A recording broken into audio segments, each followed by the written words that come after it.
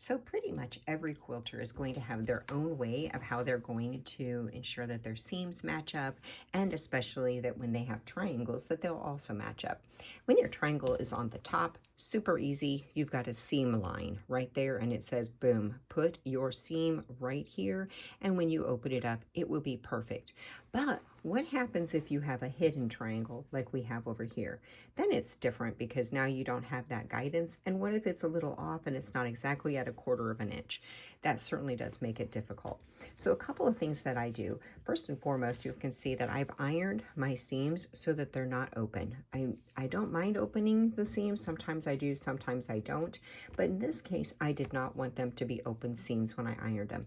I ironed them one direction and then I ironed the other direction. And the reason is because now it creates what I call a locking seam. See how they lock together easily? So that's the first thing that I do. The second thing is if it is a hidden seam, like this is a hidden, I've got a hidden triangle on the other side, right? So what I've done is I flip it over to the back side and I stick my pin exactly in where that triangle hits, which is right here. And then on the other side, boom, I know that when I'm putting my seam in, I'm going to want that seam to hit right there. Again, you can see this one. This one is an exposed seam. Super easy to find that triangle.